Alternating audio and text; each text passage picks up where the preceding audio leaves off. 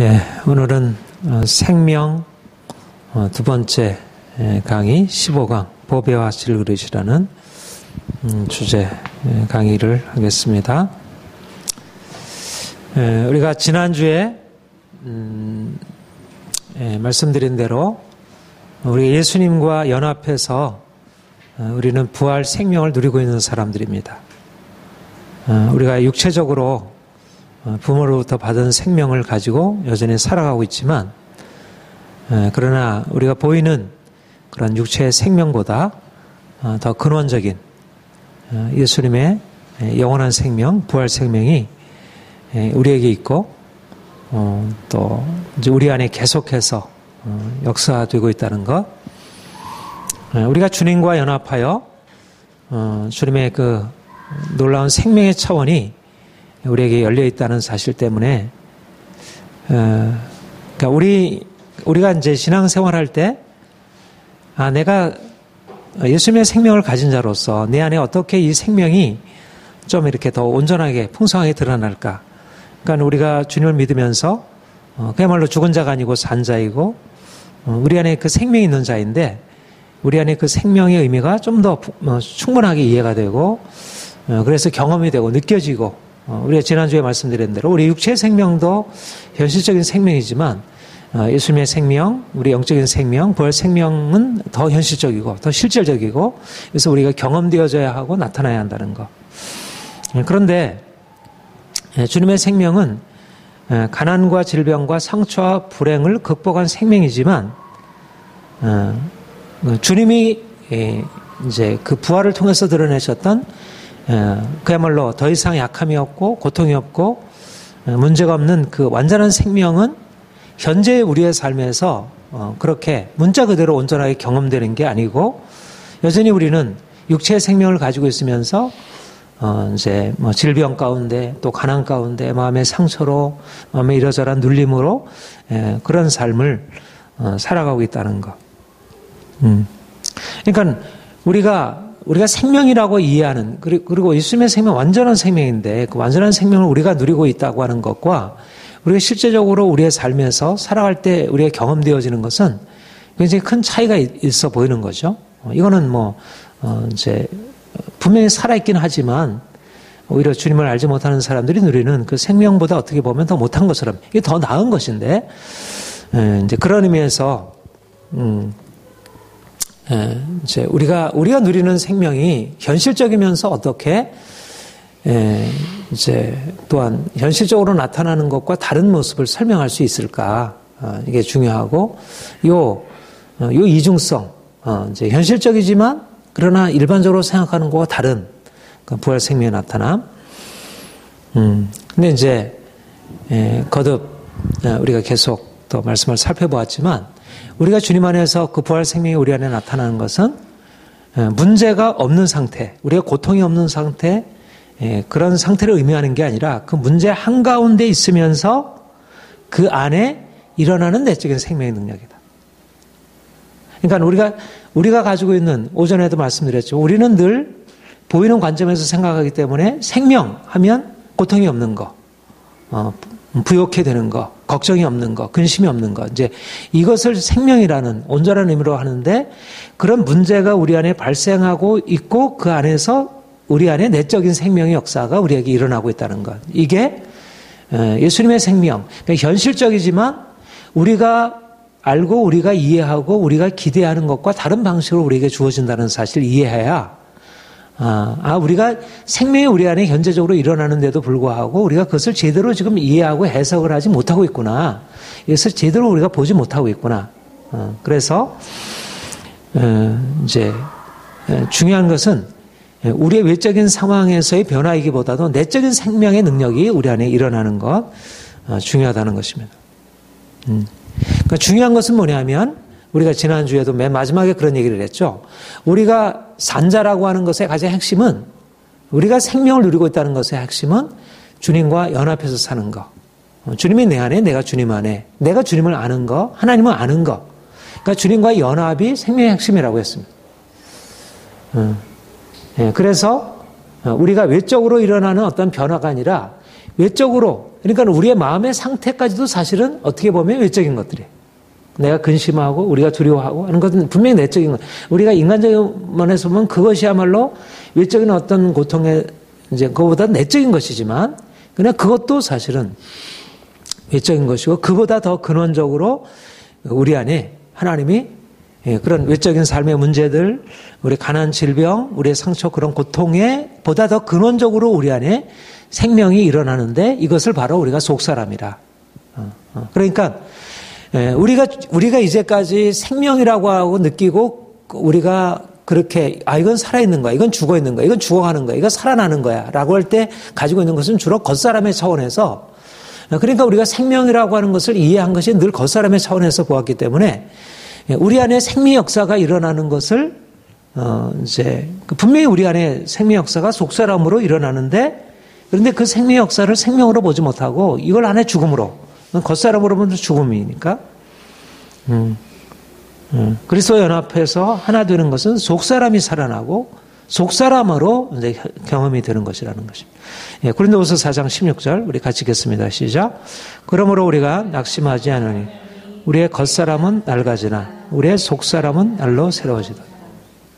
그러니까 사도 바울이 주님을 만난 뒤로 이제 주님을 전하고 그러면서 그 안에 생명의 정말 놀라운 풍성함을 이제 경험하고 그렇게, 그런데 그가 그 생명의 풍성함으로 들어갈 때 그 생명의 풍성함이 나타나는 방식은 그가 가지고 있는 겉사람, 그의 육체, 그의 현실적인 어떤 느낌, 감정, 그의 어떤 삶의 의지 이런 차원에서 어떤 것이 아니라 그런 부분에 있어서는 오히려 부패하고 낡아지고 고통에 처하게 되고 많은 문제 가운데 처하게 되고, 그런데 그 안에 그 한가운데서 그 겉사람이 그렇게 되는 한가운데서 속사람이 살아나고, 우리가 이제 그 빌립보서에서 4장 10절 이하에서 본 대로 자기가 감옥에 갇혀서 지금 비천하에 처하고 궁핍에 처해 있고 이제 배고프고 문제 가운데 있지만 그 안에 그가 기뻐하고 감사하고 자족하고, 그러니까 겉사람은 매여 있고 문제 가운데 있지만 속사람이 그 문제 가운데 한가운데 있으면서 속사람이 살아서 역동적으로 역산하는 것을 느끼고 있는 거죠. 그러니까 분명히 겉사람도 느낌이 있고 내가 육체적으로 당하는 고통도 느낌이 있고 내가 감정적으로 느끼는 느낌도 있고 또 내가 현실 문제 앞에 느끼는 어떤 염려, 두려움, 여러 가지 분노 이런 것들에 다 느낌이 있지만, 그러나 그것들은 실체가 아니고 이제 주님이 내 안에 허락하신 새로운 속사람의 차원이 내 안에 열리면서 여기에 이렇게 놀라운 것이, 그러니까 속사람이 새로워지는 속사람의 능력으로 변화되고 거기에 힘이 생기고 거기에 뭔가 이렇게 이제 그야말로 생수가 거기에 흐르기 시작하는 거죠.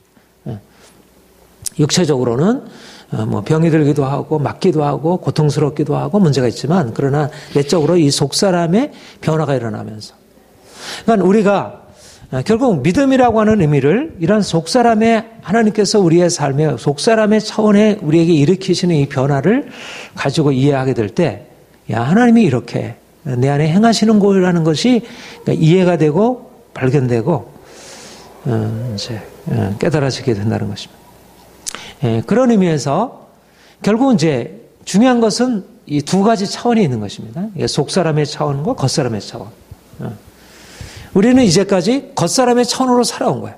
그렇죠? 태어날 때 우리의 육체적인 것이나 우리 정신적인 것이나 지적인 것이나 우리 의지적인 것이나 다 사실 겉사람의 차원에서 우리가 그것을 보고 똑똑하고 잘생겼고 성격이 좋고 다 어떤 겉사람의 차원에서 우리가 그것이 우리의 기쁨이 되고 그것이 그런 문제가 생기면 우리에게 힘겨움이 생기고, 그런데 이제 주님을 만나서 우리가 주님과 연합해서 그 주님의 생명이 우리 안에 들어와서 우리 안에 속사람이라는 그 새로운 생명의 차원이 우리에게 열려지게 되고, 여기서부터 새로운 생명의 근원이, 말하자면 우리가 가지고 있는 겉사람의 생명의 차원은 썩어질 생명의 차원이고, 이것은 여러 가지 상처받고 늘 좋았다가 나빴다가 문제 가운데 처했다가 해결됐다가 이런 차원인데, 이 주님이 우리가 주님과 연합해서 이제 우리로부터 주어지는 생명의 근원, 내적으로 우리에게 밝혀지는 그 생명의 근원은 그야말로 영원한 생명, 뭔가 현실적인 상황에 의해서 좌우되지 않는 그런 생명의 차원이 우리에게 열려지고, 그러니까 이제 이 두 가지 차원이 우리에게 보여지면서 우리가 두 가지를 다 보고 여기에 반응하기 시작하는 거죠. 그러니까 우리가 처음에 주님을 믿었을 때 우리는 일단은 겉사람으로부터 시작했으니까 주님을 믿어도 우리가 기대하는 것은 겉사람에 있어서 우리의 육체에 있어서 우리의 마음에 있어서 우리의 현실적인 문제 해결 뭐 이런 부분에 있어서 우리가 주님을 기대하고 그런 면에서 어떤 뭔가 이게 영향이 있고 변화가 있으면 아, 참 좋다. 내 하나님 믿었더니 이런 면에서 하나님이 일하시는구나. 너무 좋다. 이렇게 반응을 하고 그런 게 이제 문제가 생기면 주님을 믿어도 뭔가 이제 우리 안에 기쁨이 없는 거죠. 그러니까 우리는 오전에도 말씀드렸지만 외적인 것에 의해서 내적인 것이 영향을 받고 그러니까 진정한 의미에서 속사람이 아닌 거예요. 그 속사람은 그건 속사람이 아닌 거예요. 그러니까 외적인 것에서 영향을 받는 것은 속사람이 아닌 거예요. 내가 환경에 의해서 지배당하는 것은 속사람. 그건 분명히 마음이지만 진정한 의미에서 속사람이 살아 역사하는 게 아닌 거죠. 그렇죠? 네. 그거는 진정한 의미에서 겉사람에 포함되어 있는 그 속인 거죠. 그런데 주님이 우리 안에 새롭게 부어지는 예수님의 그 새로운 생명에 연합해서 우리에게 새롭게 썩지 않을 시로 거듭난 어떤 새 생명, 이 속사람이라는 게 우리에게 이제 일어나면서 이것은 이제 이 겉의 것에 의해서 영향을 받지 않는. 그러니까 우리가 이전에는 겉사람에 의해서 우리가 우리의 삶을 평가하고 하나님의 은혜를 평가하고 거기에 이제 반응하고 이렇게 살아왔어요. 근데 이제 이제 초점이 바뀌어져 가지고 사도 바울이 고백했듯이 내가 겉사람은 지금 후패하고 낡아지고 있지만 지금 나는 여전히 지금 몸은 내가 옥에 갇혀 있고 문제가 있지만 내 속사람은 지금 새로워지고 있습니다. 그러니까 이게 긍정적인 고백이에요, 부정적인 고백이에요. 예? 긍정적인 고백이잖아요. 예, 긍정적인 고백. 그러니까 동일한 상황을 지금 자기가 옥에 갇혀 있고 막 매맞고 그러는데 나는 지금 이렇게 문제가 있지만 문제가 아니에요. 이 얘기잖아요. 내 문제가 있지만 문제가 아니에요. 왜냐하면 내 안에는 당신이 보지 못하는 내가 이전에 보지 못했던 뭔가 내 안에 일어나고 있기 때문에 너무나 귀한 것이 일어나고 있어요. 그러니까 이전의 관점으로 보면 인생에 문제가 쌓여 있고 왜 이런 일이 있을까? 왜 빨리 이런 문제가 해결이 안 될까? 사람들에 대한 불평이 생기고 마음에 근심과 그런 후회가 생기고 하는데 이제 그런 차원이 아니라 야 하나님이 나를 위하여 이런 일을 행하시다니. 그러니까 겉사람의 관점에서 보면 낙심될 상황인데 내가 낙심하지 아니하노니 말하자면 낙심할 상황이라는 얘기잖아. 지금 내가 지금 옥에 갇히고 사람들한테 욕먹고 지금 이렇게 문제 가운데 내가 낙심할 상황이지만 나는 이제 속사람을 보고 있다. 내가 보는 것은 겉사람이 아니고 속사람이다. 이렇게 되니까 내가 낙심하지 않고 기뻐한다. 이렇게 말하는 거죠. 근데 우리가 보는 것은 우리가 주목하는 것은 보이는 것이 아니고 보이지 않는 것이니 하늘나라가 보이고 내 안에 있는 속사람이 보이기다. 하늘나라 저 멀리 있고 저 영광스러운 하늘나라와 내 속사라는 것은 같이 연결되어 있는 게 저 하늘나라가 여기에 들어와 있는 거예요. 속사람 안에. 영원한 하나님의 나라가 그 영광의 생명이 하나님의 생명이 내 속사람 안에 이미 임하여 있는 거예요. 그러니까 나는 저 하늘나라를 이미 여기서 소유하고 있는데 내가 겉사람이 지금 낡아지고 후패하고 고통 가운데 있고 이게 문제가 되지 않는 거죠. 그러니까 그런 의미에서 이제 그러니까 우리의 마음에 낙심하냐 내가 기뻐하느냐 감사하느냐 이런 것은 내가 무엇을 보느냐. 말하자면 내가 속사람에 의해서 살아가게 되면 겉사람에 의해서 낙심할 상황에서 오히려 기뻐할 수 있고 내가 겉사람에 의해서 상황하면 내가 주님 안에서 기뻐할 상황에서 오히려 근심할 수 있고 그러니까 말하자면 주어진 상황이 아니라 내가 겉사람이냐 속사람이냐 겉사람에 의해서 사느냐 속사람에 의해서 살아가느냐에 따라서 인생에 이제 대처하는 방식 해석하는 방식이 다른 거야. 동일한 것을 뭐 어떻게 보느냐 내가 속사람의 관점에서 이게 선명하게 보이게 되면 상황이 이제 이 속사람의 빛이 있으니까 그래서 이제 오전에도 말씀드렸지 이 속사람의 빛이 있으니까 겉사람에 당하고 있는 이 어두움은 더 이상 어둠이 아닌 거예요. 이 빛의 근원이 있으니까 여기 안에는 영원한 빛이 있으니까 이 빛은 잠시 있다가 사라져요. 이건 아무리 찬란한 빛이어도 내가 겉으로 아무리 행복하고 아무리 모든 게 다 형통해도 사실 그거는 언제 꺼질지 몰라도 또 불안한 거야. 그렇잖아요.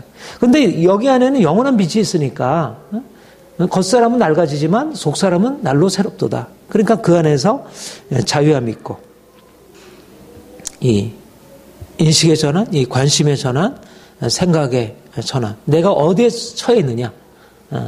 그래서 이제 오전에 말씀대로 그래서 이 마음이 중요하다. 마음이 하나님께 있느냐. 마음이 속사람에게 초점이 있느냐. 아니면 마음이 세상에 있느냐. 그러면 세상에 있으면 세상의 것들이 내 안에 들어와서 나를 장악하니까 그 세상의 변화에 따라서 나도 좌우되고, 내가 이 겉사람의 변화에 따라 행하게 되면 내가 올라갈 때는 좀 마음이 편하다. 내가 떨어질 때는 또 마음이 눌리게 되고.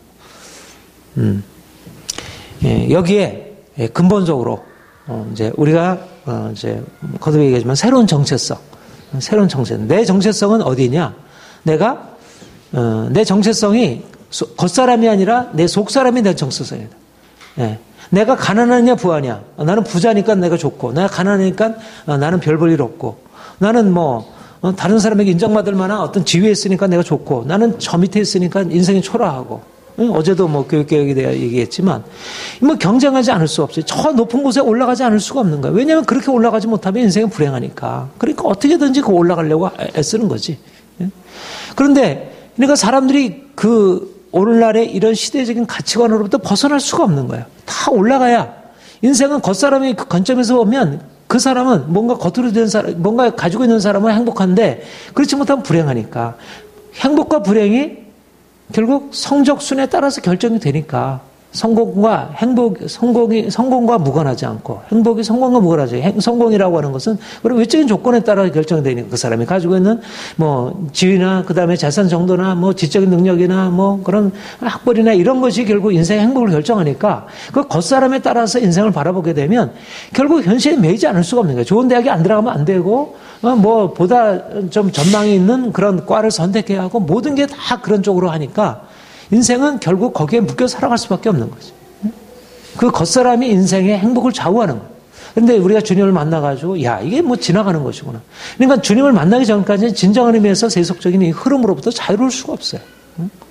어제 교육개혁에 대해서 얘기하면서 첫 번째 자유, 이 시대의 흐름으로부터 자유로워야 한다. 근데 누가 자유로울 수 있겠어요? 입시, 경쟁, 교육으로부터 자유로울 수 있는 사람이 누가 있겠어요?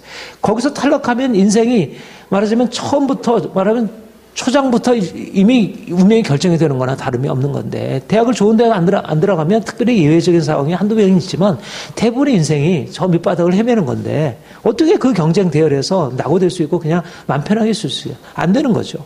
그러니까 결국 어떻게든지 그걸 따라가려고, 안 되는데, 힘든데도 그것을 어떻게든지 따라가려고 하는 거죠.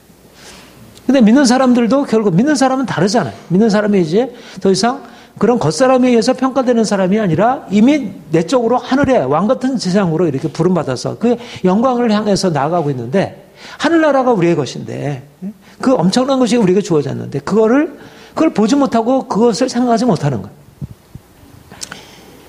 그러니까 결국은 오늘날 그리스도인들이 하나님이 주신 이 엄청난 은혜, 엄청난 새로운 이 정체성이라고 하는 것을 붙들지 못하고 계속 자신의 겉사람의 형편에 따라서 비교하고, 저 사람은 나보다 높아, 저 사람은 나보다 낮아, 내가 이 위치에 어디에 올라가나. 물론 그런 겉사람의 것들이 중요하죠. 그런 것을 우리가 무시하고 행할 수 없어요.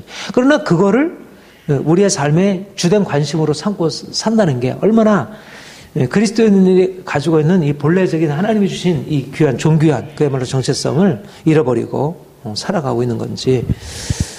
이런 의미에서 저는 무엇보다도 이 이제 생각의 전환. 중요한 것은 내가 속사람으로 인생을 살아가고 있는지, 내가 겉사람으로 인생을 살아가고 있는지, 이게 확실하게 전환이 되어야, 내가 진정으로 주님 안에서 생명을 누리며 살아갈 수 있구나. 이 부분이 내가 온전하지 못하구나 하는 것을 이제 그런 생각에 전환이 일어나야 한다는 것입니다. 겉사람의 성장에 대한 관심에서 속사람의 성장에 대한 관심으로 바뀌어져야, 이제 하나님이 이 일을 이루시고 나면, 그러면 이제 지속적으로 이제 여기다가 공을 들이게 되잖아. 그러니까 전에는 손 씻는 것에다가 공을 들이고, 전에는 외모 어떻게 하는 데다가, 그 다음에 학벌 쌓아가는 데다가, 이런 쪽에다 이제 공을 들였는데, 이제는 내 안에 이 속사람이 어떻게 될 것인가에 대해서 거기다 공을 들이게 되니까 자기가 공을 들이는 것이 뭐가 생기잖아요. 거기다 뭐가 나온 게 있잖아요. 내가 아무래도 거기다 계속 공을 들이게 되면 뭐가 생기는 거죠. 거기다.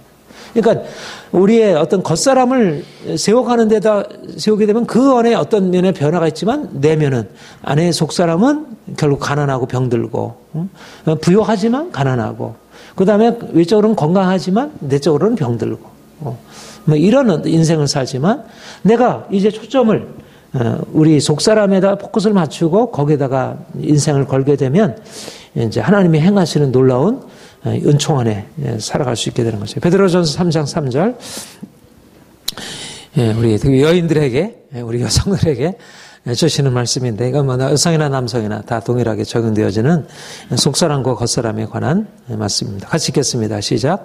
너의 단장은 머리를 꾸미고 금을 차고 아름다운 옷을 입은 외모로 하지 말고 오직 마음에 숨은 사람은 온유하고 안정한 심령에 썩지 아니할 것으로 하라. 이는 하나님 앞에서 값진 것이. 옛날이나 지금이나 하나님이 여성들에게 주신 본성은 아름답게 단장을 해서 예쁘고 이제 아름답고 이제 그렇게 본인에게도 기쁨이고 다른 사람이 기쁨을 주는 거잖아요. 하나님 주신 본성이에요. 근데 여기서는 머리를 꾸미고 금을 차고 아름다운 옷을 입는 외모로 단장하지 말고 너희 마음에 숨은 사람을 온유하고 안정한 심령에 썩지 아니할 것으로 알아. 그러니까 우리 오전 말씀과 같은 맥락이죠. 그러니까 너희가 손을 씻고 너의 몸을 외적으로 깨끗하게 하는 데 초점을 두지 말고 마음을 깨끗하게 하라. 이제 그런 말씀이잖아요. 너의 외모를 단장하기보다 너의 내면, 너의 속사람을 단장하고 아름답게 만들어라. 사실 아름다움, 여성의 아름다움, 남성의 아름다움 다 사실 하나님이 주신 귀한 선물이죠. 선물이고 귀한 가치를 가지고 있습니다. 사실 우리가 아름답게 태어나고 아름답게 성장하는 것은 우리가 정말 감사한 일이고 또 기뻐할 일이고 또 그것을 구할 일이고 또 우리 자신을 그렇게 또 가꾸어야 하고 좀 더 아름답게 그렇게 해야 하는 것이 또 청직이에요. 그렇죠? 그것도 청직이야. 자기의 아름다움을 가꾸는 것도. 그런데 초점은 우리의 속사람이 숨은 사람의 마음에 숨은 사람의 온유하고 심정에 썩지 아니할 것이라는 이 중요한 이 가장 이 빛나는 아름다움 외모의 아름다움으로 전혀 비교할 수 없는 이 놀라운 것들을 하나님이 이미 시작하신 거예요. 이 엄청난 빛을 아름다움을 태어날 때부터 외모가 그렇게 한경 있게 태어난 경우에 사실 불행한 삶을 살아가잖아요. 그러나 하나님이 우리 안에 그런 아름다움을 내면해 주셔서 그 아름다움으로 내가 비록 겉사람은 이 제목이 내가 비록 거무나 아름다우니 딱 맞네. 내가 술람 여인이 내가 비록 거무나 아름다우니 하나님이 우리 안에 우리가 외적으로 검게 걸리고 타고 별 볼 일 없고 취해 보이고 우리가 이제 그런 외적인 외모도 그러하지만 우리의 외적인 형편들이 이제 그럴 수 있고 자신에 대해서 그러면 사실은 여성이 자기가 아름답지 못하면 그만큼 자기 자신에 대한 자존감이 낮아지게 되잖아요. 그렇죠? 굉장히 많은 사람들로부터 인정받을 수 있는 가장 큰 건데 알게 모르게 의식적으로 무의식적으로 그런데 이제 초점이 외모에서 내 안에 하나님이 심어진 온유하고 안전한 심령에 썩지 아니할 것이라는 초점으로 바뀌어지게 되면 내 안에 아름다움이 새롭게 시작이 되고 그리고 내면의 아름다움이 외모의 아름다움으로 이제 또 확산되어 나가겠죠. 그런 은혜가 여러분들의 있기를 바라요. 그런 초점으로 행하게 되면 하나님이 우리에게 주신 이 귀한 것들을 외모를 또 감사함으로 받을 수 있고 이게 이미 내적인 어떤 자신감이 있으면 외적인 것에 대해서 별로 크게 영향을 받지 않은 거죠. 근데 내면이 부족하면 겉에다가 덕지덕지 바르게 되고 늘 거울만 보게 되고 그렇게 되죠. 근데 내가 내 안에 뭔가 채워지게 되면 그런 면에서 이제 자유로워지게 되고 이제 하나님이 그러니까 이런 어떤 시각의 전환이 하나님이 우리에게 허락하실 은혜라는 것입니다. 마태복음 15장 10절 우리 아침에 했던 말씀 같이 읽겠습니다. 입으로 들어가는 것이 사람을 더럽게 하는 것이 아니라 입에서 나오는 것이 그러니까 베드로의 시각이나 예수님께서 말씀하신 시각이나 다 같은 시각이잖아요. 바울의 시각이나 다 같은 시각이에요. 겉사람은 후패하나 속사람은 날로 새롭도다. 그러니까 이런 시각을 가지고 살아갈 때 인생이 자유로운 거예요.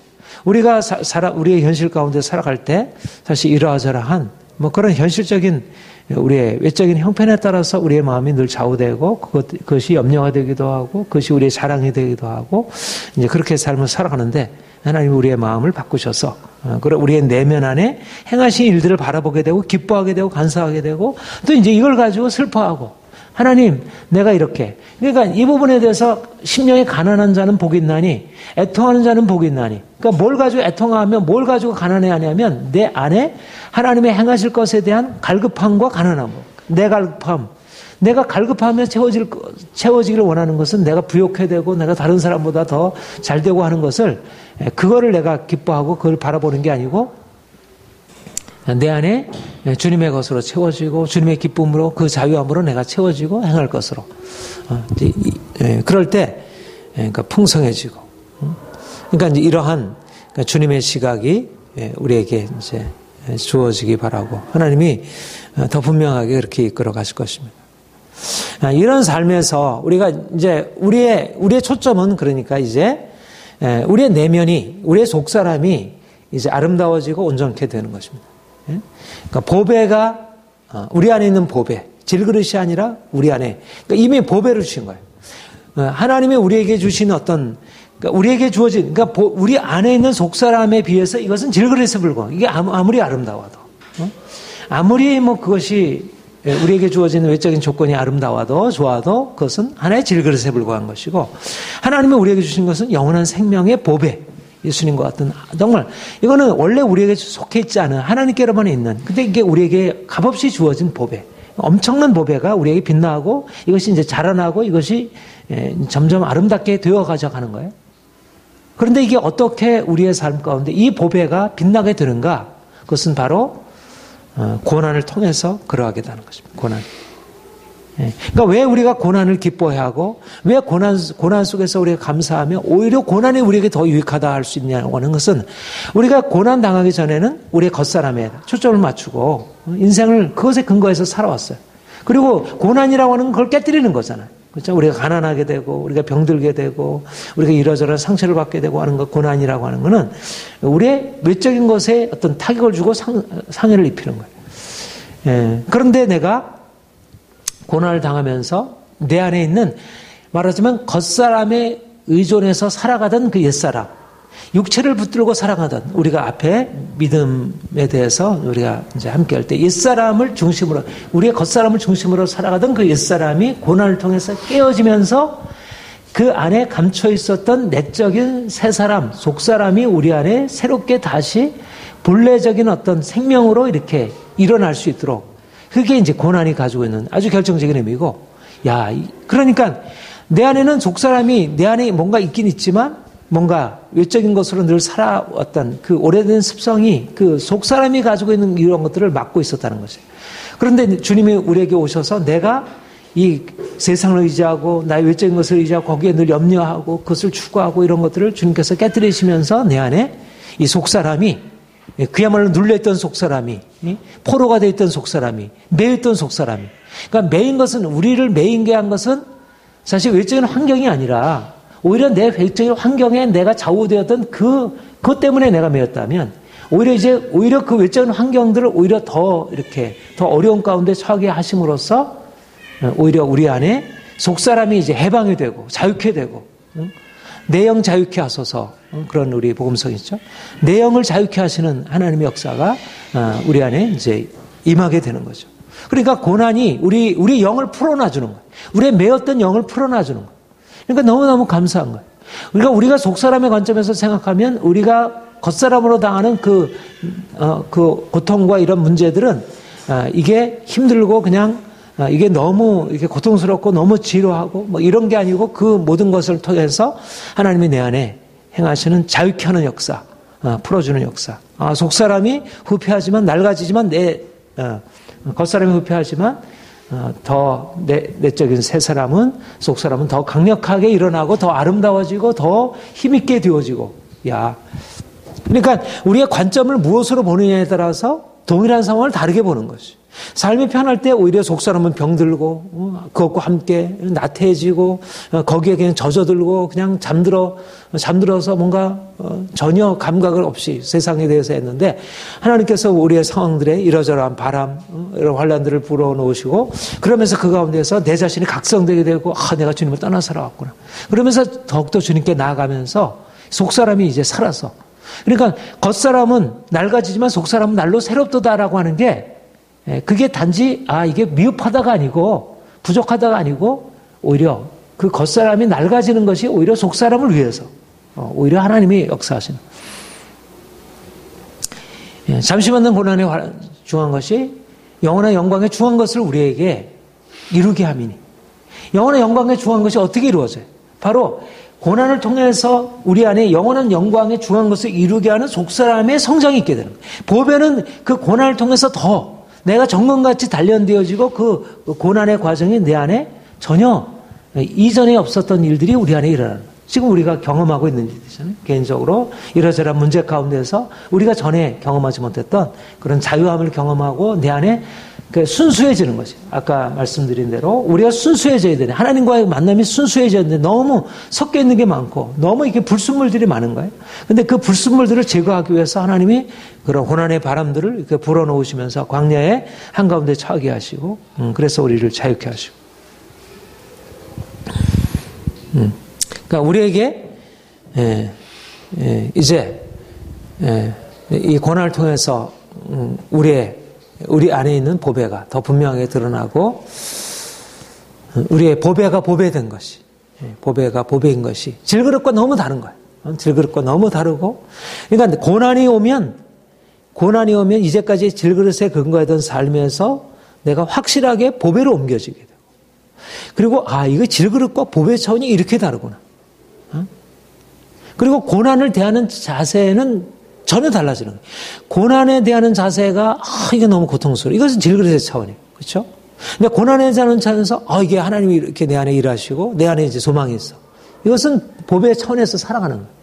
그러니까 처음에는 우리가 질그릇의 차원에서 고난이 올 때 두려움으로 반응하잖아요. 그렇죠? 두려움으로 반응하고 어떻게든지 거기 항거해서 싸우려고 하죠. 고난이 없는 시절을 우리가 그리워하고 어떻게든지 거기서 자유케. 그러니까 고난으로부터 자유케 되기로 하는 거예요.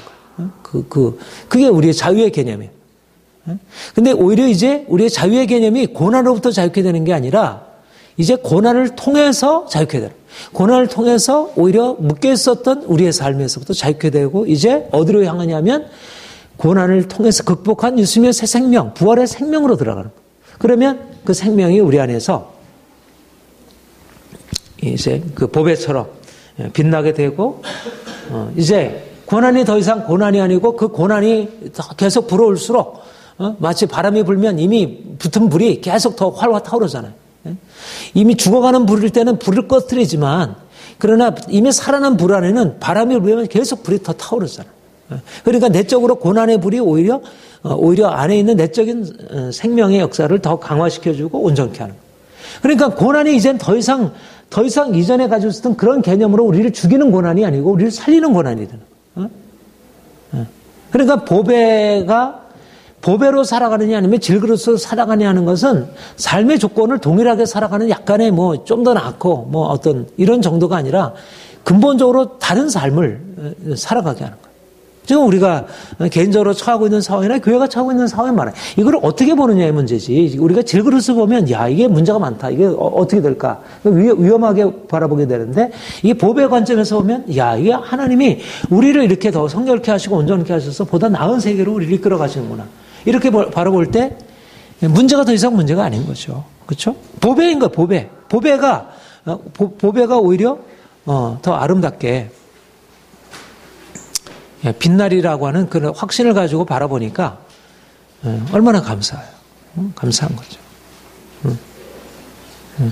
그러니까 그렇게 보배를 인정하면서 모든 것을 보배를 빛나게 하는 차원으로 이거를 바꾸어서 이제 이걸 받아들이게 되니까 삶이라는 건 다 기회인 거예요. 삶이라는 건 다 나를 위해서 존재하는 거예요. 어떤 좋은 거는 좋은 것대로 존재하고 내가 성공해서 어떻게 다른 사람이 나를 인정해줘서 다 올라가고 이런 것들은 그것대로 하나님 앞에 감사한 일이지만 오히려 내 편에서 힘들고 또 이것 또 새로운 일이 생기고 제가 이제 사무총장을 맡게 되는데 뭐 한편 생각하면 한편 프로모션 한 거잖아요. 위로 하나님이 올려주신 승진시켜 놓으신 거예요. 또 한편으로는 일이 많아진 거예요. 어떻게나 저기 한데. 근데 일이 많은 건 일이 많은 것대로 하나님이 또 나를 그걸 통해서 더 은혜를 주실 것이고 또 나를 높여 놓으셨으니까 또 그걸 통해서 하나님이 그동안보다 또 지평을 더 이제 열어주실 것이고. 그러니까 근데 우리가 문제로 생각하면 일은 많아졌지. 이건 뭐 높은 건 뭐, 그거는 오히려 더, 이게 무슨 의미야. 그러니까 우리가 이쪽에서 바라보면, 그러니까 오히려 우리가 어떤 정말 주님 편에서 생각하면 우리에게 주어진 모든 것들이, 그야말로 질그릇의 차원에 주어진 것들 좋아도 보배로 바뀌어지는 거예요. 만지는 거보다 마이다스 손과 같이. 그렇게, 이게 보배로 다 바뀌는 거예요. 근데 내 인생이 질그릇의 차원에서 있으면 보배도 다 질그릇의 차원으로 다 떨어뜨리는 거예요. 그러니까 요즘에 사람들이 예수를 믿어도 그냥 보배는 보배로 보이지가 않으니까 다 질그릇 차원으로 바꿔가지고 야 좋다 이렇게 받아들이는 거예요. 예수를 믿어가지고 뭐 성공하고 행복하고 하는 게 신앙이라고 하는 것이 가지고 있는 이 보배 차원 정말 고난을 통해서 연단되어가지고 속사람이 단련되어서 새롭게 들어가는 것은 도무지 이해도 안 되니까 그거는 자기가 감당할 수 없으니까 다 현실적인 차원으로 이렇게 바꿔가지고 예수를 믿으면 잘 된다 평안하다 그런 식으로 바꿔놓으니까 이 생명이 더 이상 생명으로서 가치가 없는 거예요. 능력이 없어요. 그렇잖아요? 근데 오히려 우리가 정말 보배를 경험하면 내가 다른 사람들은 그냥 하나의 평범한 사물에 불과해. 근데 평범한 사물 안에서 그 보배를 보는 거예요. 평범한 사물 안에서. 야, 여기도 생명이 있네. 그러니까 별 볼 일 없이 보이는 것들이 그 안에 야, 이게 거무나 아름다우니. 그 안에 있는 뭔가 생명이 있다는 것을 느끼고 그러니까 모든 게 주님을 보여주고 모든 게 다 생명으로 이렇게 바뀌어지는. 그러니까 중요한 것은 관점이에요. 관점이고 내 안에 그 보배가 이게 살아나는 거죠. 고린도후서 4장 7절 9절 같이 읽겠습니다. 시작. 우리가 이 보배를 질그릇에 가졌으니 이는 심히 큰 능력은 하나님께 있고 우리에게 있지 아니함을 알게 하려 함이라. 우리가 사방으로 오개쌈을 당하여도 쌓이지 아니하며 답답한 일을 당하여도 낙심하지 아니하며 박해를 받아도 버림받지 아니하며 거꾸러짐을 당하여도 이게 보배를 질그릇에 가지고 있는 사람. 그러니까 보배로서 살아가는 사람. 질그릇이 있지만 그러나 질그릇으로 살아가는 인생이 아니라 보배로서 살아가는 인생. 보배를 담은 질그릇으로 살아가는 인생이 가지고 있는 삶의 비밀. 큰 능력.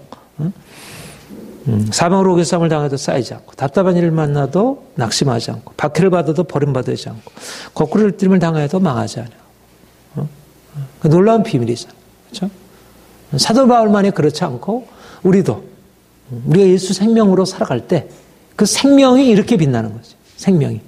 그러니까 죽음이잖아요. 겉으로 볼 때는 이거 생명이 아니고 죽음인 거예요. 근데 죽음 한가운데서 생명이 있는 거예요. 그러니까 역설이지. 역설이. 세상이 알지 못하는 역설이에요. 그렇다고 해서 그냥 이거는 그렇게 봐주려고 하는 게 아니라 마인드 컨트롤해서 하는 게 아니라 실제적으로 그 안에 생명이 있는 거예요. 사람들의 볼 때는 법의 질그릇의 관점에서 보는 사람들에게 있어서 그 바울이 당하는 고난 이것들은 그야말로 자신이 당하는 고난이나 할 것들 좀 다르게 다르지만 여전히 그건 나는 싫어. 그런 거는 아무리 좋다고 하더라도 난 그렇게 살고 싶진 않아. 이렇게 생각하는 그런 고난이에요. 그런데 그 죽음 한가운데서 주님의 놀라운 생명이 그 안에 보배가 사람들은 질그릇에 깨어진 질그릇을 바라보고 두려워하고 내가 저렇게 난 저런 건 싫어. 난 예수 믿어서 난 저래서 싫어. 저렇게 힘들게 어떻게 살아. 나는 그런 건 싫어. 그렇게 반응한다면 그 죽음을 넘어서 있는 죽음을 통해서 오히려 나타나는 그 보배의 생명을 아는 사람은 이제 기꺼이 그리로 들어가서 그 엄청난 것을 누리고 살아가는 거죠. 그러니까 우리가 이 세상을 살아갈 때 주님과 연합해서 산다는 게 사람들에게 이해가 안 되는 거죠. 근데 나는 어제도 이제 우리 교육개혁에 대한 얘기를 했지만 사실 교육개혁이라는 것은 현실적인 얘기잖아. 그거는 그야말로 질그릇의 차원이 있잖아. 근데 그 질그릇의 차원에 있어서 일어나는 변화도 사실은 질그릇의 것 가지고는 안 된다는 거예요. 그것도. 사실 모든 생명의 근원이 하나님이잖아요. 그렇죠? 그러니까 보배에서부터 질그릇의 차원의 것이 공급이 되는 거지 질그릇의 차원의 문제를 질그릇으로 해결하려면 해결이 안 되는 거예요. 보이는 것은 나타나는 것으로 된 것이 아닌 거기 때문에 말하자면 보배를 가지고 있는 사람들이 질그릇 문제를 해결하는 거예요. 질그릇의 문제를. 학교 폭력. 어제도 그 예경 소장님 직접 폭력 상담사로서 그분이 아주 결혼도 안 하시고 아주 그 실제적으로 삶의 현장에서 주님 만난 그걸 가지고 아이들을 사랑으로 이렇게 세워가는. 그러니까 보배를 가지고 있는 사람들은 질그릇의 차원에 영향을 주는 거예요. 고통 가운데 있는 깨어진 질그릇들을 살려주는 거예요. 그러니까 결국 보배는 질그릇과 무관한 게 아니고 오히려 질그릇, 깨어진 질그릇들을 세워줄 수 있는 그 능력이 그 보배 안에 있는. 그러니까 질그릇의 깨어짐을 경험하고 그 보배를 경험한 사람은 깨어진 질그릇을 오히려 새롭게 복구시킬 수 있고 회복시킬 수 있는 능력을 가지고 있는 거예요. 오늘날 교육을 이게 누가 만들까요? 누가 이 입시 경쟁 교육에 의해서 눌려있는 상한 아이들의 마음과 부모들의 그 두려운 마음들을 무엇으로 어떻게 해결할 수 있겠어요? 이건 딜레마인 거예요. 이건 뭐 교육 정책까지 되는 일이 아니고, 이건 뭐 교사들이 되는 일이 아니고, 어떤 교육 철학자들이 되는 일이 아니고, 그야말로 이 보배가 들어가야 돼요. 보배가. 이 예수님의 생명의 이 보배가 이제 사람들 안에 일어나고 하면 그 안에는 뭐예요? 진정한 사랑이 있고 정의가 있고 이 보배 안에는 엄청난 생명의 능력이 있거든. 그러니까 이 생명을 가지고 나가면 사실은 사람들이 가지고 있는 이런 것들은 그 안에서 넉넉히 해결할 수 있는 거죠. 그러니까 얼마나 하나님이 우리에게 엄청난 것을 주셨는지. 그러니까 하나님이 우리를 이 보배로 질그릇의 것으로 살아가는 사람들에게 우리를 이 보배로 만드시기 위해서 우리에게 이끌어 가시는 작업이 좀 고된 작업이죠. 우리가 보배가 질그릇인데 보배가 되려고 하니까 그 깨어짐이 있는 거고 고통이 있는 거고 아픔이 있는 거죠. 그러나 우리나 그 가운데서 계속해서 우리 안에 하나님이 주신 이 보배라는 새 생명, 눈에 보이지 않지만 그리고 우리의 경험적으로 때때로 이게 뭔가 싶지만 그러나 우리에게 너무나도 확실한 이런 생명이 우리의 더 아름답게 빛날 수 있도록. 마지막으로 보배인가 질그릇인가. 속사람이 보배인 것입니다. 그래서 우리가 이제까지 우리가 질그릇의 차원에서 우리의 삶을 바라봤기 때문에 문제가 있고 고통이 있고 염려가 있고 항상 이제 그 관점에서 세상을 살아가니까 너무 버거운 거예요. 항상 깨어지기 쉽고 조금만 하면서 그 보배는 안 깨지잖아요. 영향을 덜 받잖아요. 상황에서 안 받잖아요. 중요한 것은 우리의 외적인 것과 상관없이 우리 안에 하나님이 속사람을 우리에게 새롭게 창조하셔서 우리 안에 그 보배를 주셨고 이 겉사람의 상황들은 이 보배를 위해서 존재하는 거예요. 보배가 겉사람을 위해서 분명히 어떤 영향을 준다 그랬어요. 그렇죠? 우리의 보배가 우리 안에 빛나면 우리의 겉사람에 분명히 영향을 주고 우리 안에 어떤 삶의 평안도 있고 자유. 그러나 보배가 주 목적이고 보배가 핵심이에요. 그러니까 보배가 우리 안에 일어나는 것. 그래서 우리는 날마다 우리의 이제까지의 삶에서 겉사람의 근거에서 살아오던 우리 인생을 이제 속사람의 근거에서 우리 인생을 살아가는 연습을 자꾸 하고 그래서 계속해서 속사람이 우리에게 이렇게 힘있게 왕성하게 강하게 아름답게 그것을 우리가 계속 바라보고 향하게 될 때 인생이 너무 감사하고 하나님이 내게 이 귀한 걸 주셨다니. 그래서 이제 우리의 속사람이 살아나게 되면 겉사람도 함께 살아나요. 속사람이 아름답게 단장되면 겉사람도 아름답게 되고, 속사람이 부욕해 되면 겉사람도 부욕해 되고. 이게 유기적인 거예요. 이게 속사람과 겉사람은 분명히 다르지만 또 이게 서로 무관한 게 아니라 유기적인 거예요. 겉사람에 의해서 속사람이 영향받는 거 아니고 속사람에 의해서 겉사람이 영향을 받게 되는 거예요. 우리의 겉사람은 우리의 외적인 것에 의해서 내적인 것이 우리의 마음이 영향을 받지만 우리의 주님이 주신 새로운 속사람은 우리의 속사람에 의해서 바깥에서 영향을. 요즘에 유물론적인 사회잖아요. 그러니까 돈이 모든 것을 주장하는 사회잖아요. 그렇죠? 그래서 외적인 것이 그러니까 오늘날은 모든 게 외적인 것이 주어져야지 내적인 것만 가서 안 된다고 생각해. 모든 게 다. 그래서 제도 개혁이 중요하고 의식보다 제도 개혁이 중요하고 이렇게 생각을 하죠.